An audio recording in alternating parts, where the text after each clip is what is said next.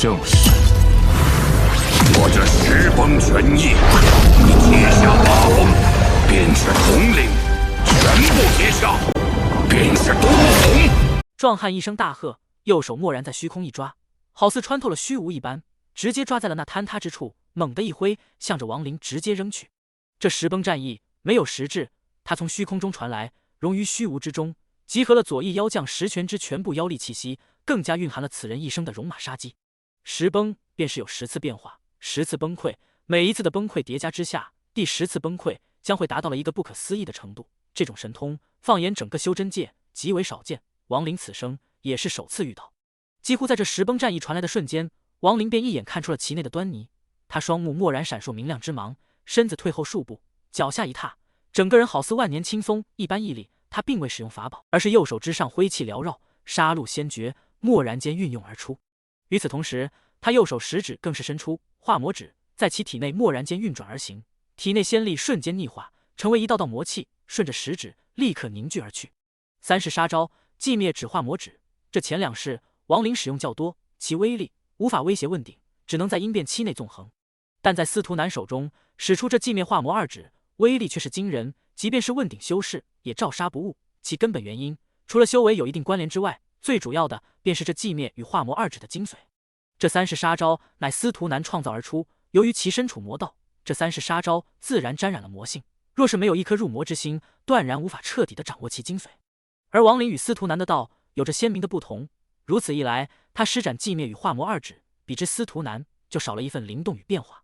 实际上，这2指之间还有后续的繁衍神通，正是因为看破了这一点，所以司徒南并没有把全部后续神通交给亡灵。不是他吝啬，而是一旦全部交给亡灵，日久天长，潜移默化之下，亡灵的道很可能被改变。3式杀招中的最后一式黄泉指，此杀招之威力远远超过了其余2式，几乎达到了一个巅峰，无限接近下品仙术。当初司徒南传授此事时，曾多加犹豫，使其犹豫的根本原因，正是因为此式杀招不但极强，可以威胁问鼎修士，更重要的是，若是施展次数过多，必定会影响亡灵的道心，使其渐渐遁入魔道。这最后一式不比前2式，前2式因为没有后续神通，以亡灵的修为，使用次数再多也无法影响到心。可这最后一式却是没有后续神通，全部威力只在这一指。这一切他曾详细的告知过亡灵，所以这么多年来，亡灵这最后一式杀招只使用过一次，那便是与子系老六问鼎中期修士陈涛一战。若说杀招，实际上这最后一式才是真真正正的杀招。左翼妖将的十崩拳意生于虚无，融于天际，它本无形，是一股左翼妖将的全身精气神的巅峰之拳。这拳打在虚空，但拳意却是可以破碎虚空，在无形之中杀人无影。亡灵右手食指在伸出的瞬间，他体内仙力疯狂的逆转，几乎瞬间便化作大量的魔气凝聚手指之上。此刻他的手指完完全全被一道即便是烈日也无法穿透的黑芒笼罩。这种黑乃是一种纯粹的魔化。在亡灵食指点在虚空的一刹那，他立刻清晰地感受到了虚无之中那股滔天的权意。就在这一瞬间，第一崩来临，好似整个天地在这一刻塌陷一般。以亡灵为中心点，天他一股浩劫般的力量疯狂地从四面八方的虚无中落在了亡灵的身上。他的右手之上，黑芒瞬间闪烁，体内仙力逆转的速度达到了不可思议的程度。蓦然间，其右手食指上的黑芒突然扩散，在眨眼间便散及全身。但听一声惊天动地的声响，轰隆间传遍整个古妖城。亡灵面色一白，整个人腾退后数步，这才稳住身子。他右手食指此刻轻微颤抖，一片麻木。那些落在其身上浩劫般的力量，好似潮水一般迅速退下，但立刻又以远超之前10倍的气势，再次从虚无之中旋转而来。第二崩来临，这第二崩来势之速，比之第一崩要快上数倍，几乎刹那便从四面八方蓦然冲击而来。亡灵此刻右手食指仍然颤抖，化魔指的威力只能帮助他抵抗第一崩。这绝不是应变修士可以施展的神通之术，这种威力的法术，即便是问鼎修士10人中也只有1、2人才可掌握。亡灵双目闪烁奇异之芒，第二崩的威力是第一崩的10倍。此刻方圆1000丈之内，虚空之中一片昏暗，好似其内有风沙漫天一般，甚至于把整个宫殿之上那不断旋转的漩涡都有所牵引。亡灵低吼一声，右手之上2道灰气好似2条苍龙迅速游走。在这一刻，他毫不犹豫地使用了杀戮先觉。2条苍龙呼啸间，直接冲出，带去一股惊人的气浪，瞬间破开虚空。但就在这时，苍龙首先遇到了第二崩的力量。第二崩的力量极为强大，只听阵阵轰隆隆巨响回荡间，苍龙咆哮中不但没有破碎，反而化作一道道灰气，形成一道灰色的漩涡。这漩涡的中心点便是亡灵所在。第二崩的力量落在了灰色的漩涡之上，立刻不断的削弱。与此同时，一股杀戮之气从那灰色漩涡内疯狂地扩散而出。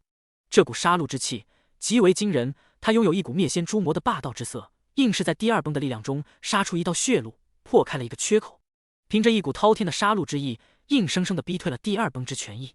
亡灵更是脚步向前一踏，他整个人好似一道流星，从原地瞬间冲出。与此同时，他右手一抓，那灰气漩涡立刻一阵之下消散，化作两道相互交错的灰气，蓦然间出现在了亡灵右手之中。凝！亡灵低吼中，那两道交错的灰气立刻凝化，形成一把散发无尽辉芒的7尺长剑。此剑在亡灵手中，立刻在其身上涌现出一股惊人的杀戮之气。这一刻，亡灵好似变了一人般，在他的身上不再有任何仙风道骨，有的只是杀戮之气。他此刻就好似一个杀戮魔神一般，手持杀戮之剑，势如破竹，踏破虚空，直奔远处半空中那左翼妖将而去。左翼妖将轻咦一声，双眼露出一丝金芒，大笑道：“好，在本将的十崩权益之下，你是不多的几个反攻而来者之一。且看看你能否破开剩下的8崩，来到我的近前。”此刻，始终站在远处的白衣女子血祖之女姚希雪，她秀美微皱。3年前，她来到这古妖城之时，便是败在了这十崩权益之下。此神通极为霸道，越是往后，便越是无法抵抗。以她的修为，在第4崩时便有所不足，若非使用了其父传授的血术，恐怕无法熬过第5崩。尽管如此，他也是在第8崩下败退。左翼妖将念其不义，赐予统领一职。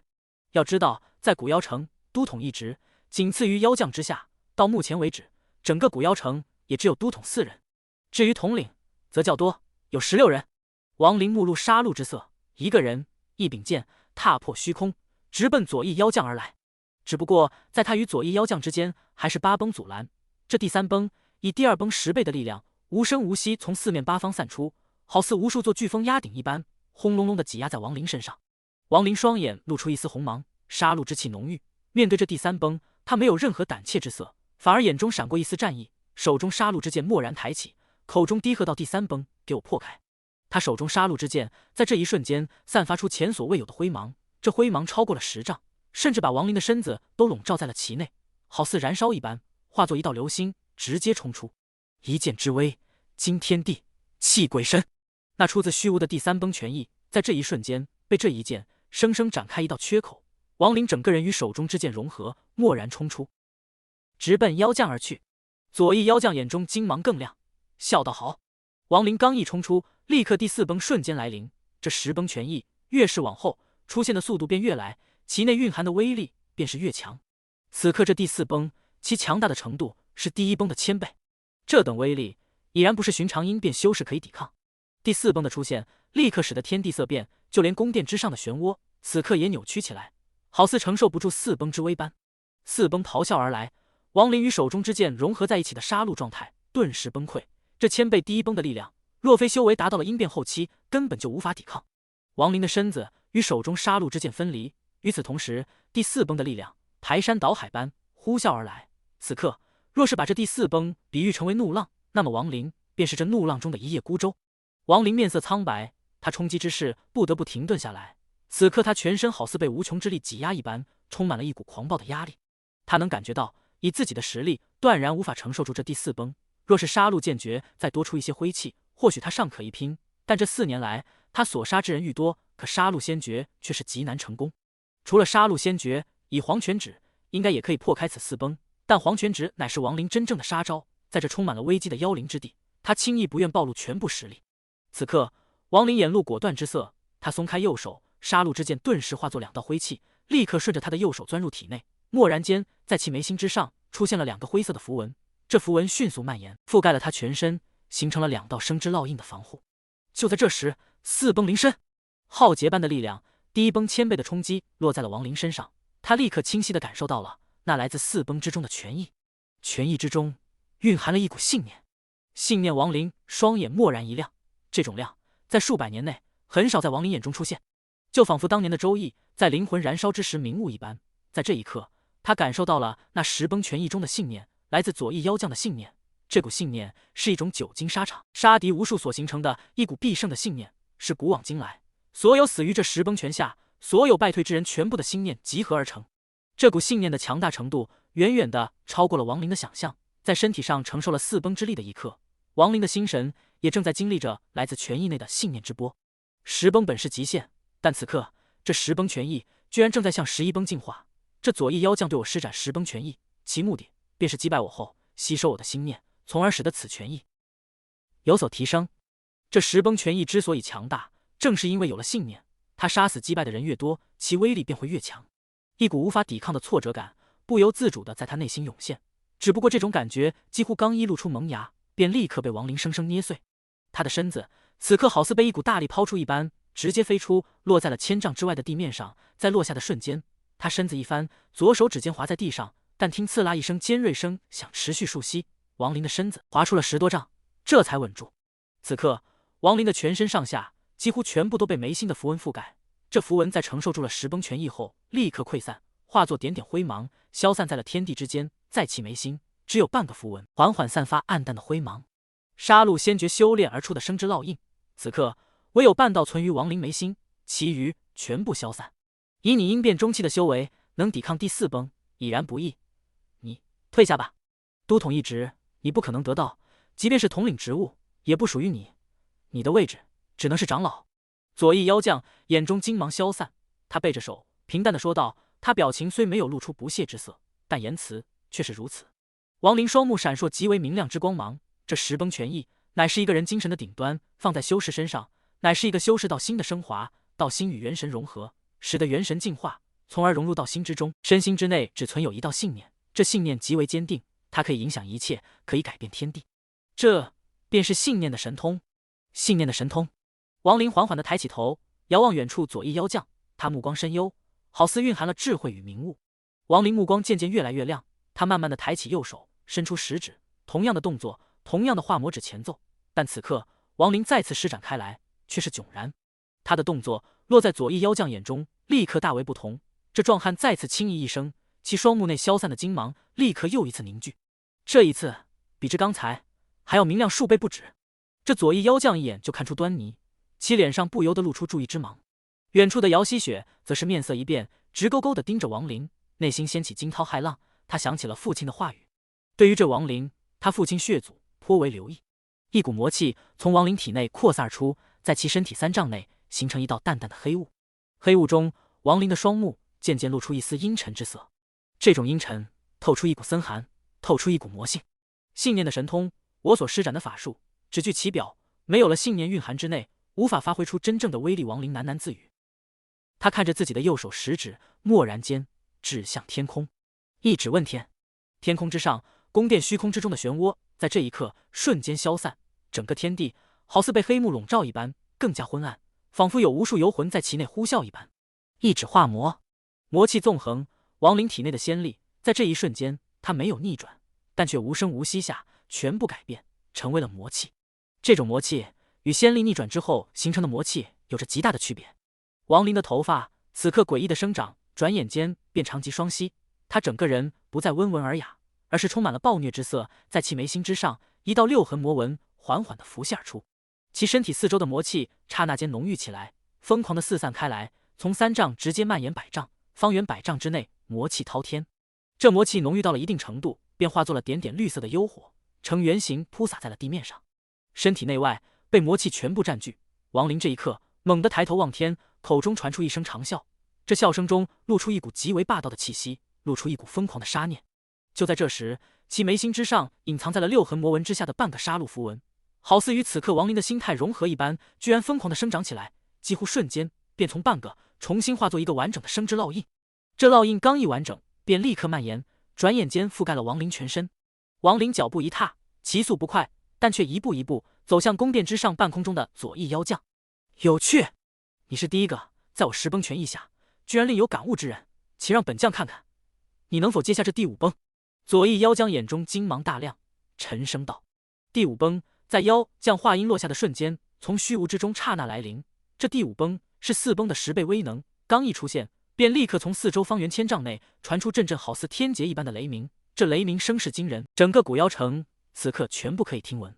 王林神色阴沉，他此刻凭借化魔指一指化魔，在第5崩从四面八方涌现而来的瞬间，他右手食指蓦然向前狠狠的一点，这一点之下，他全身魔气立刻呼啸而出，在其手指凝聚，蓦然间化作一道魔焰。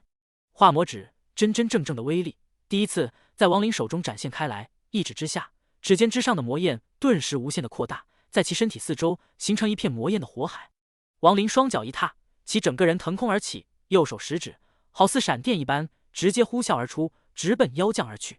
第5崩几乎在刚一降临的瞬间，便被魔焰阻拦，在其僵持之中，王林一指冲出，但听一阵轰隆隆的巨响过后，他整个人完全冲出了5崩之外。此刻他距离妖将只有10丈。紧接着6崩立刻出现，6崩的威力言辞已然无法形容。他出现后，立刻在王林与妖将之间的10丈空间出现了大范围的坍塌，一道道裂缝毫无章法的横空划过。6崩之威蓦然降临，王林神色依旧阴沉，眼中杀戮之色浓郁。他并未收回食指，身子向前踏出1丈，6崩好似一道无形的光圈从虚无之中凝化而出，向着王林收拢而来。只不过在碰到王林食指的瞬间，王林口中轻吐化魔，一句化魔，其食指立刻散发浓郁的黑芒。这黑芒瞬间从其食指之上蔓延，转眼间便把他整个右臂全部笼罩成了黑芒。这种蔓延一直在持续，几乎眨眼间便从右臂迅速蔓延全身。几乎在那无形的6崩光圈临身的一刻，王林整个身体成为了无尽的黑色。他整个人好似一个阴影一般，一步之下便穿透了6崩的光圈。在其穿透的瞬间，6崩自身崩溃。左翼妖将眼中金芒剧烈的闪烁，他大喝道：“好个外来者！本将之前确实小看了你，我在此等你，还剩4崩。你10崩全意的信念，便是必胜的把握，便是这千百年来败于你此神通之下所有人的心念所致。要破你全意，单纯从修为上破除，我之神通无法做到，但破除你10崩全意的关键，却并非是修为，而是信念。我为破你此意，一指化魔，这等信念融于化魔指内，却好似赋予了神通灵魂一般。此刻已经不是修为的对抗，而是信念之争。”王林口中平淡的说道。他再次向前踏出1步。7崩来临！在这第7崩出现的瞬间，王林双目一闪，大喝道：“让道！”二字出口，那将要幻化而出的7崩却好似有形之物一般，立刻崩溃。王林双目露出坚毅之色，他眼中燃烧的是信念之火，他心中所秉持的是一指化魔的神通灵魂。他口中虽说吐出2字，但这2个字内却是透出其庞大的不容置疑的信念。这信念不是杀戮，不是必胜，而是魔之念。魔之念乃是逆天，乃是行天下之大不为，夺慧命，坏道法，行自乐道，是故名为魔。左翼妖将面色终于一变，他从看见王林的第一眼便从未把此人放在心上，此人一举破开3崩，这才使得他对此人正眼看去。只不过4崩的失败却是没有出乎他的预料，在他看来，此人之路将就此止步，却不是他奉妖帝之命寻找之人。但他无论如何也没有想到，4崩之后，眼前之人居然顿悟。这种顿悟立刻引起了他极大的注意。此人顿悟，一指化魔。尽管如此，他仍然只是注意，没有太过放在眼中。在他看来，这种顿悟虽说难得，但最多也就是破到7崩将彻底止步。但此刻随着对方一语7崩，却是让他彻彻底底的为之动容，为之色变。他立刻明白，自己从开始便犯了一个巨大的错误，那就是小看了此人。以他的身份，能让其动容之事，数千年来从未有过，这尚是数千年来的第一次。王林虚空踏步而来，他一头长发飘在脑后，整个人好似魔神一般，冷漠中透出一股无情之色。7崩之后，他与左翼妖将的距离只有5丈。左翼妖将神情凝重，看向王林。此刻8崩如同洪水怒涛一般，出于虚无，融于天地。这第8崩威力前所未有，从虚无之中化作有形之物，如同真的洪水一般，直接席卷而来。王林全身魔气缭绕，他目光一闪，面对这第8崩，直接一步踏出。在其身子与第8崩的力量相接触的瞬间，王林身体上的魔焰顿时沸腾，化作一道直插云霄的魔气，纵横间好似天地之间尽是魔念。第8崩并未溃散，但第9崩却是无声无息间蓦然出现。王林眉头微皱，他虽说魔化，拥有了魔之念，可道心却始终坚定，不受魔化半点影响。可随着不断的加深入魔的信念，其道心难免会有所影响。对于入魔的弊端，王林极为了解。此刻八崩与九崩几乎同时来袭，王林内心衡量之下，立刻有个决断。他看了左翼妖将一眼，此刻他与对方的距离只有3丈。暗叹一声，王林不进反退，其退势迅猛，如同闪电般迅速消失在了原地，出现时却是在了1000丈之外。左翼妖将一怔，目光微闪，大笑道：“知进退，懂取舍。”好，说着，他右手在身前一抓，但见虚空之中轰隆隆之声蓦然回荡间，石崩全溢，立刻消散，天地之间好似在这一刹那恢复如常。你虽未破我石崩，但以你之实力，统领一职却是做的。我左翼妖将云厉海，封你为古妖城统领，掌1万妖兵。左翼妖将说着，右手虚空一抓，其手中立刻多出一枚青铜色的令牌，一甩之下，直接飞向王林。王林神色如常，接住此令牌后，抱拳道：“谢将军，你先在城内休息，7天后自有人带你去所在兵营。”云厉海看了王林一眼，目中露出赞赏之色，他身子一动，整个人消失在了原地，踪影全消。目睹了这一切，姚希雪看到左翼妖将离开，正要说话，但王林却是看都不看他一眼，转身向远处走去。姚希雪秀眉一皱，轻哼一声，转身走开。王林步伐不快，他走向远处，随着脚步的踏出，他的魔念渐渐平复。此地本就是在古妖城的正中心，半个时辰后，展现在王林面前的是一处处极为热闹的街道与楼阁。在一处客栈内，王林盘膝坐在房间，静静的吐纳。他这一坐便是4天4夜。他的头发渐渐回缩，与之前再无差异。入魔之后，虽说使用神通之术威力倍增，达到了一个极强的高度，但其副作用也同样危害极大。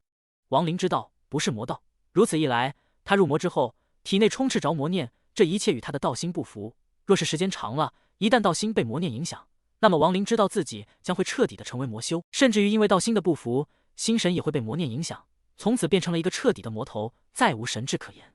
除非他一心向魔，如司徒南一般，只有那样才可保持神智清醒。以王林的心智，他自然不会犯这个错误。之前入魔战斗之时，他内心始终在计算入魔的时间，如何在发挥出入魔威力的同时，还可以保持道心坚定，这是他首先考虑的问题。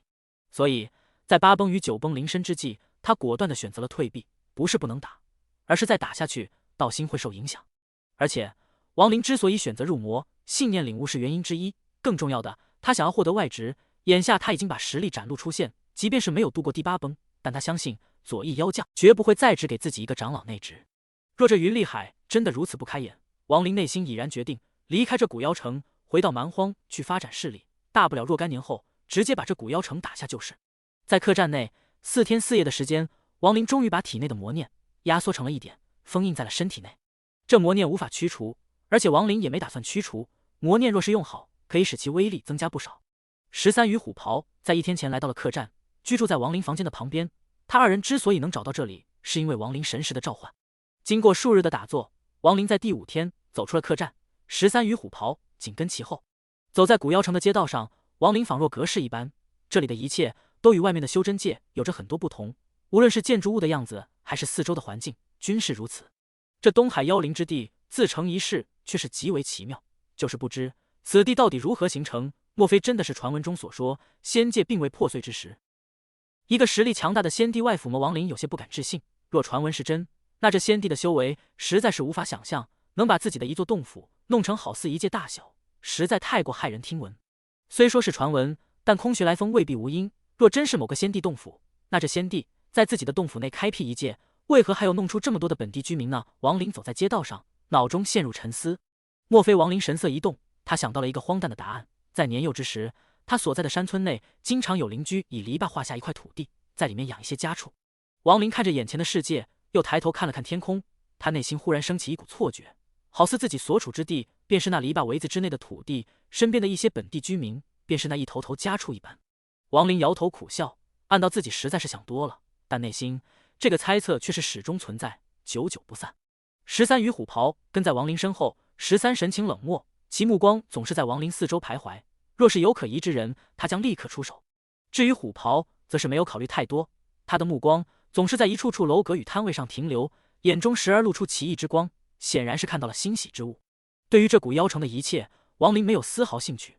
他闲逛了2个时辰后，便看到了一家川流不息、人来人往的酒楼。自修道以来，王林对于凡人之中的食肴已经渐渐失去了奇欲，达到了辟谷的阶段。整日里只需吐纳便可满足身体所需。若仅仅是食肴，无法勾起亡灵的兴致。但这酒楼外却是有一个巨大的酒坛，这酒坛约有3丈大小，高约2丈，四周放着几个梯子，一些店家伙计踩着梯子上前，以巨大的勺子从里面快出美酒。看到这酒坛，王林脚步一顿，他抬头看了一眼这酒楼的名字——竹青楼。在这竹青楼门帘的两旁，还有一副对联：竹翠兰心迎古客，青梅菊香送仙君。王林大有兴趣地看了几眼，这时站在门口的知客连忙上前几步，笑道：“客官，小店竹青酒乃是酒具内出名的千世美酒，何不进来品味一二？今日新坛开启，东家有言，若是能喝下10小坛不醉，一切酒钱全部免费。这等机会难得，我要是您啊，一定进来尝尝。”这知客眼力极佳，他虽说未看出王林不凡，但却看到其身后13与虎袍2人不简单。这2人的身份显然是侍卫一流，由此可见其前方之人定然是大有身份之人。王林见这知客说的有趣，微微一笑，说道：“那便尝尝这竹青酒到底有何奇特之处。”说着，他走进酒楼，13与虎袍立刻跟随入内。酒楼内环境典雅，大小适中，此刻客人不少，各自言谈欢笑。王林3人进入时，知客快走几步，高声喊道：“贵客3位。”他这声音刚一落下，酒楼内便有小二上前，笑道：“客官里面请，这里有靠窗户的上位，请跟我来。”说着，他当头带路，在一旁靠窗户的桌子旁，用肩膀的毛巾清扫一下。王林坐下，13与虎袍2人犹豫了一下，看见王林点头，于是坐在了对面。客官要吃点什么？店小二自有眼力，向王林问道：“把你这里的竹青酒上来3小坛。”王林温和地说道：“好嘞。”店小二把毛巾搭在肩膀上，转身离开。少请之后，他便端来3个酒坛，另有一些酒杯放下。13连忙拿起酒坛，一拍之下便把坛泥震开，为王林倒满酒杯，他自己却是不喝。虎袍吞下一口唾沫，他看到13不喝，自己也不便去饮，内心不由得嘀咕起来，但神色却是不露半点。王林拿起酒杯，抿了一口，一股久违的滋味不由自主地涌上心间。王林此生只喝过一种酒，那便是当年在朱雀星化凡之时，大牛的祖辈留下之酒。在那数十年的岁月中，大牛时常送来美酒，渐渐使得王林对那酒充满了怀念。时态变迁，却是不知朱雀星上此刻是否安和大牛一介凡人。岁月无情，怕是早就成为黄土，他的后人应该还健在。把王林拿着酒杯，眼中露出追忆。